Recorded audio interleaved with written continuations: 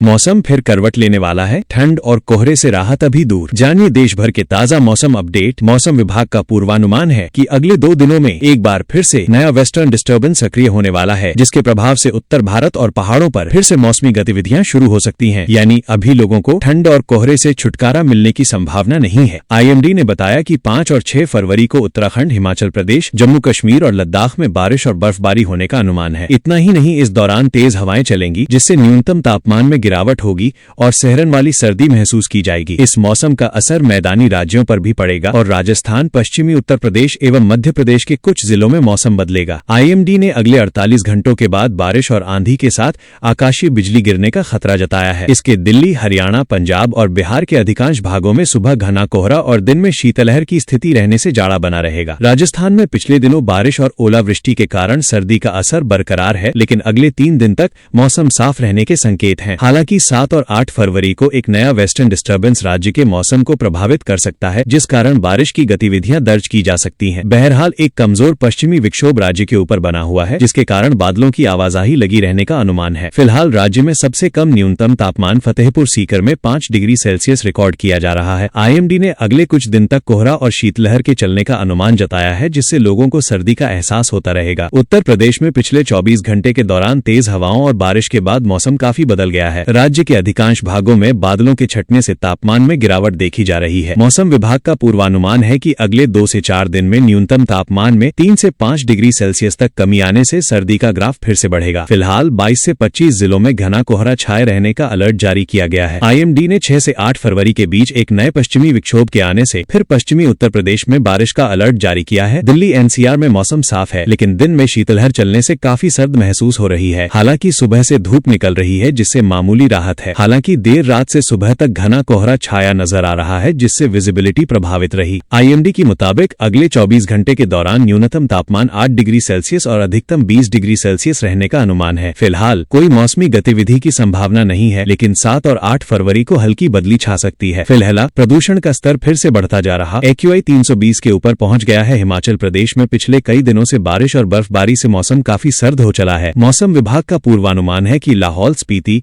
कुल्लू मनाली और किन्नौर में अत्यधिक बर्फबारी होगी, जिस कारण हिमस्खलन का अलर्ट जारी किया गया है। अगले 48 घंटों के दौरान एक बार फिर से नए वेस्टर्न डिस्टर्बेंस के सक्रिय होने से राज्य में बारिश और बर्फबारी रिकॉर्ड की जाएगी। फिलहाल कई स्थानों पर माइनस तापमान और मैदानी इलाकों में शीतलहर चलने से कोल्ड डे की स्थिति है, जिससे लोगों को कड़ाके की सर्दी का एहसास हो रहा है। उत्तराखंड में बारिश और बर्फबारी के बाद न्यूनतम तापमान में कई डिग्री गिरावट दर्ज की जा रही है, जिससे लोगों को सहरन वाली सर्दी का सामना करना पड़ रहा है। मौसम विभाग के मुताबिक अगले कई दिनों तक कई हिस्सों पर बादल छाए रहेंगे और 7 या 8 फरवरी से बारिश की एंट्री हो सकती है। उधर कश्मीर के घाटी में भारी बर्फबारी के कारण सर्दी ने हालत खराब कर रखी है। कई स्थानों पर माइनस तापमान बना हुआ है। अगले 2 दिन बाद एक बार फिर से पश्चिमी विक्षोभ के आने से बारिश और बर्फबारी का सिलसिला शुरू हो सकता है। दक्षिण भारत में एक बार फिर से मौसम का मिजाज बदलने वाला है। IMD ने तमिलनाडु के कुछ इलाकों में हल्की से मध्यम ठंड और कोहरे के बीच बारिश का अलर्ट जारी किया है। अगले कुछ घंटों बाद दक्षिण डेल्टा जिलों में गरज चमक के साथ बारिश और आकाशीय बिजली गिरने का खतरा बना रहेगा। खासकर कराईकल, चेन्नई और आसपास के तटीय क्षेत्रों में बादलों के बरसने का अनुमान है। वहीं कृष्णागिरी, नीलगिरी, सेलम, तिरुपत्तूर, वेल्लोर और रानीपेट